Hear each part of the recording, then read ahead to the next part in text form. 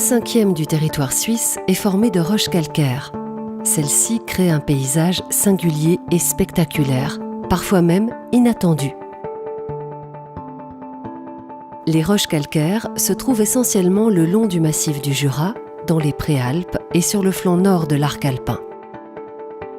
Quelles sont les particularités de ces paysages? À quoi ressemblent-ils? Les reliefs calcaires ou karstiques sont fortement marqués par l'action de l'eau.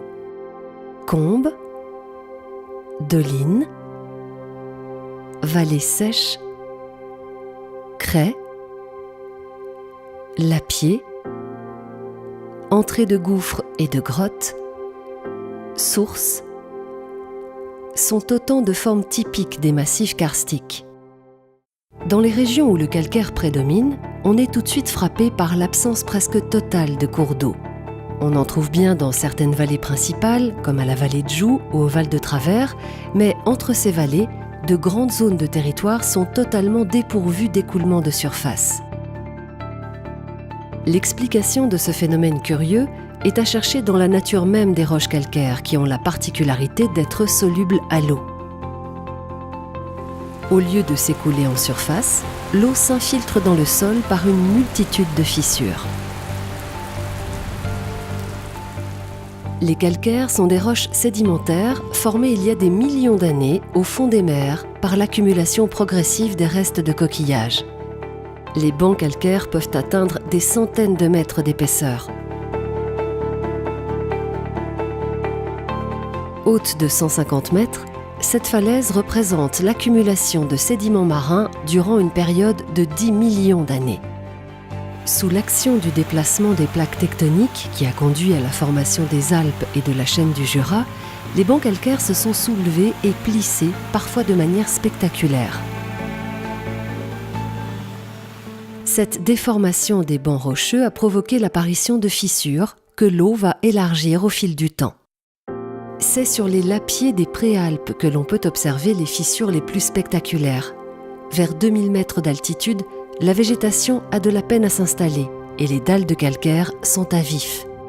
Se déplacer sur les dalles de lapier n'est pas sans risque, il faut être attentif où l'on pose ses pieds.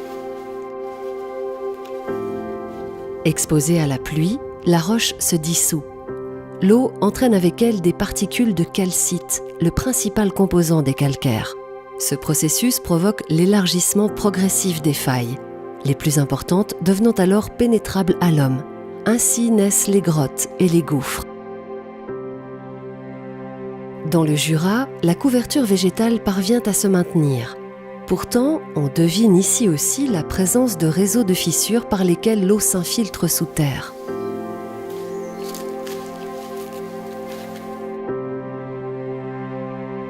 Les dolines, quant à elles, constituent l'une des formes les plus originales des paysages calcaires.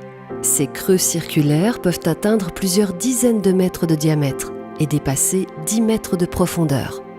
On peut en observer le long des combes jurassiennes, souvent sous forme d'alignement. La présence d'une doline témoigne de la dissolution des calcaires sous-jacents. Sous la couverture végétale, les roches s'érodent progressivement et, en surface, une dépression se forme. Ce processus prend des milliers d'années et il peut demeurer longtemps invisible en surface, jusqu'au moment où un affaissement subit se produit. Au pied des massifs montagneux, les sources karstiques, comme celle-ci dans l'Oberland bernois, correspondent au point de réapparition des eaux de ruissellement qui ont traversé la montagne par un réseau de fissures et de grottes. On le voit, l'eau joue donc un rôle essentiel dans la formation et dans l'évolution des paysages karstiques.